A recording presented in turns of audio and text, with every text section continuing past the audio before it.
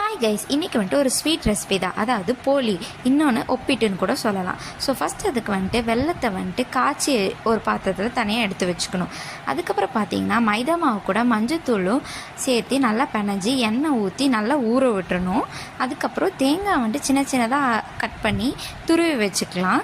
So next என்னென்னு பார்த்தீங்கன்னா கடலப்பருப்பை வந்துட்டு கொஞ்சம் நேரம் ஊற வச்சு அதுக்கப்புறம் குக்கரில் வந்துட்டு 2-3 விசில் விட்டதுக்கப்புறம் வந்துட்டு மசிச்சுக்கலாம். இல்லைனா நம்ம மிக்சியில் ஒரு 2 சுற்றியே எடுத்துக்கலாம். ஸோ அதுக்கப்புறம் என்ன ஆயிடும்னா ஒரு பேஸ்ட், ஒரு வடை மாவு அந்த மாதிரி கன்சிஸ்டன்சியில் வந்துட்டு அந்த கடலப்பருப்பு கன்சிஸ்டன்சி வந்துடும். ஸோ நம்ம ஊற வச்சிருந்தாலும் அந்த மாவு நல்லா உப்பி வந்துடுச்சு. அதுக்கப்புறம் வந்துட்டு என்ன பண்ணிக்கலாம்னா வெள்ளை காய்ச்சினோல அதை வந்துட்டு வடிகட்டிக்கலாம் அந்த பாகை. ஸோ அதுக்கப்புறம் வந்துட்டு ஏலக்காவை வந்துட்டு கொஞ்சம் மிக்சியில் போட்டு அரைச்சிக்கலாம். ஸோ இந்த வடிகட்டின வெள்ளைப்பாகில் வந்துட்டு இப்போ வந்துட்டு இந்த அரைச்சி வச்ச இந்த கடலப்பருப்பு மிக்ஸை வந்துட்டு கொஞ்சம் கொஞ்சமாக அதில் வந்துட்டு ஆட் பண்ணிக்கலாம். ஸோ ஆட் பண்ணிக்கலாம். நல்லா கிண்டி விட்டுகிட்டே இருக்கணும், அதாவது நல்லா மிக்ஸ் பண்ணிகிட்டே இருக்கணும்.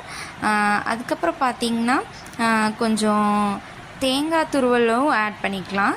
நம்ம துருவி வச்சிருந்தாலும் அதை ஆட் பண்ணிவிட்டு அப்புறம் கொஞ்சம் ஏலக்காய் தூள் வந்துட்டு ஆட் பண்ணிக்கலாம். நல்லா மிக்ஸ் பண்ணிகிட்டே இருக்கணும், அடி பிடிக்காத அளவுக்கு கிண்டிகிட்டே இருக்கணும். அது வந்துட்டு ஒரு கெட்டியான கன்சிஸ்டன்சி வர அளவுக்கு நம்ம கிண்டிகிட்டே இருக்கணும். ஸோ ஊற வச்சுருந்தோம்ல அந்த மைதா மாவு, அது கூட வந்துட்டு இந்த கன்சிஸ்டன்சி வந்துருச்சு. அதனால் அந்த ஊற வச்சுருந்த மைதா மாவை வந்துட்டு சப்பாத்தி மாதிரி நம்ம ஒரு ஆயிலி பேப்பர்லேயோ அதில் வந்துட்டு வச்சு தட்டிக்கணும். தட்டிட்டு அந்த போலி மிக்ஸ் இருக்குல்ல அதை வந்துட்டு எடுத்து வந்துட்டு நடுவில் ஃபில் பண்ணிவிட்டு அதை வந்துட்டு க்ளோஸ் பண்ணிட்டு சப்பாத்தி மாவு மாதிரி நம்ம நல்லா தட்டி விட்டுட்டு இந்த மாதிரி நல்லா தட்டிக்கணும்.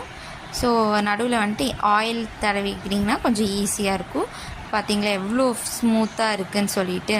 அதுக்கப்புறம் ஒரு தோசை தவாவில் போட்டு நம்ம வந்துட்டு ஆயில் ஊற்றி திருப்பி போட்டு பார்த்திங்கன்னா போலி ரெடி. சூப்பராக வந்துச்சு. நாங்கள் எல்லோரும் ஃபேமிலியோடு சாப்பிட்டோம். செம்மையாக இருந்துச்சு. நீங்களும் மறக்காமல் உங்கள் வீட்டில் ட்ரை பண்ணி பாருங்கள்.